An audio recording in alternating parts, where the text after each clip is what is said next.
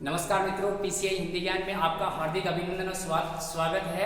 आपका अपना YouTube channel Hindi PCI ज्ञान के माध्यम से आपको हिंदी भाषा में संविधान का ज्ञान दिया जा रहा है। मित्रों, तो यहाँ पर संविधान में क्रमशः हम चल रहे हैं मूल अधिकारों के अंतर्गत। मूल अधिकार चल रहे हैं। एक बार फिर से हम पीछे का जो हमने पढ़ा है उसका हम 2 मिनट में रिविजन कर लेते हैं। मित्रों, तो यहाँ पर देखो, मूल अधिकार भाग 3 अनुच्छेद 12 से 35 तक मिलता है। ये हम पीछे पढ़ चुके हैं। फिर आगे चलते हैं तो अनुच्छेद 12 की बात करें तो राज्य शब्द का उल्लेख किया गया है। अनुच्छेद 12 में क्या है मित्रों?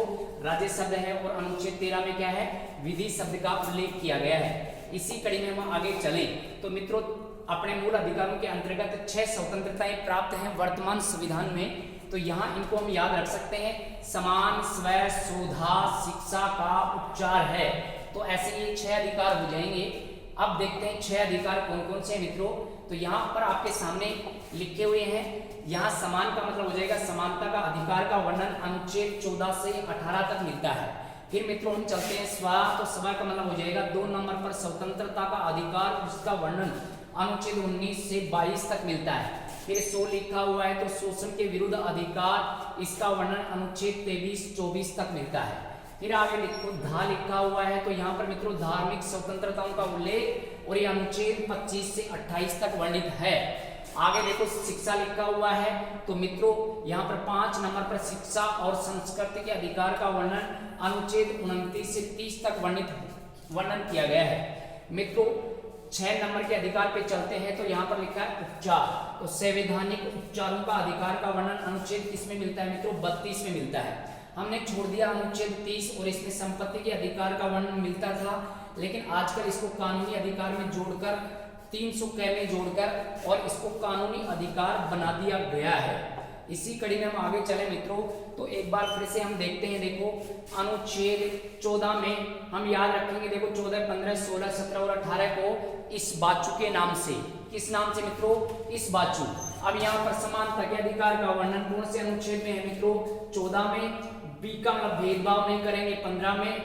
ए का मतलब आवश्यक की समानता 16 में। सी का मतलब छुआछूत नहीं करेंगे 17 में। और यू का मतलब उपाधियों का अंत 18 में दे रखा है। फिर चलते हैं क्रमशः हम आगे। स्वतंत्रताएं, जो प्रमुख स्वतंत्रताएं हैं अनुच्छेद 19 के अंतर्गत हैं। 2 सिद्धि का वर्णन अनुच्छेद 20 करता है। प्राण एवं दैहिक स्वतंत्रता या जीवन जीने का अधिकार हमें अनुच्छेद 21 देता है। गिरफ्तार किए गए व्यक्ति के लिए यह अनुच्छेद 22 कार्य करता है। बालाद श्रम, बलपूर्वक कार्य करवाते हैं तो अनुच्छेद 23 है। बाल श्रम, बालकों से कार्य करवाते हैं तो अनुच्छेद 24 है। धर्म मानने की स्वतंत्रता अनुच्छेद 25 देता है। फिर धर्म के प्रबंधन के लिए हमें अनुच्छेद 26 अनुमति देता है। धर्म के नाम पर कर नहीं ले सकते, अनुच्छेद 27 होता है। और धार्मिक शिक्षा हम नहीं दे सकते शिक्षण संस्थानों में, जो सरकारी शिक्षण संस्थान उनमें धार्मिक शिक्षा नहीं दे सकते, अनुच्छेद 28 में वर्णन किया गया है। मित्रों 29 में देखो यहाँ अल्पसंख्यक लोगों के लिए भाषा और लिपि का संरक्षण कर रखा है। और अनुच्छेद 30 में शिक्षण संस्थानों की स्थापना का वर्णन कर रखा है। अभी पढ़ा था यहाँ पर अनुच्छेद 31 और इसमें संपत्ति के अधिकार का वर्णन, जिसको 300 क में जोड़कर कानूनी अधिकार बना दिया गया। कानूनी अधिकार मित्रों 44वां संशोधन हुआ था। और 1900 कब हुआ था मित्रों? 78 में मोरारजी देसाई की सरकार में यह संशोधन किया गया। और मित्रों पिछले वीडियो में हमने पढ़ा था संवैधानिक उपचारों का अधिकार, और ये वर्णन मिलता है अनुच्छेद 32। और इसके अंतर्गत 5 रिट्स जारी की जाती हैं। और इन रिटों के माध्यम से हमने पीछे पढ़ा है कि कौन कौन सी रिट ये जारी होती है। अब मित्रों हम चलते हैं आगे। 32 के बाद में 33, 34 और 35 में क्या वर्णन है, और 35 के साथ ही मूल अधिकार वाला टॉपिक समाप्त हो जाएगा मित्रों। तो यहाँ पर देखते हैं। देखो अनुच्छेद 33 ये सेना और संसद से संबंध रखता है। मतलब यह है कि सेना और संसद से संबंधित जो कानून का वर्णन किया गया है, कानून बनाने का, वो वर्णन किसके अंतर्गत है मित्रों? 33 में किया गया है। अनुच्छेद 34 में मार्शल लॉ शब्द आपको मिल सकता है, या सेना विधि शब्द मिल सकता है, या सैन्य कानून लागू होता है, ये वर्णन मिल सकता है। तो ये वर्णन किस में होगा मित्रों? 34 में होगा। सीधी सी बात है कि सेना विधि कानून नहीं, एक प्रक्रिया है।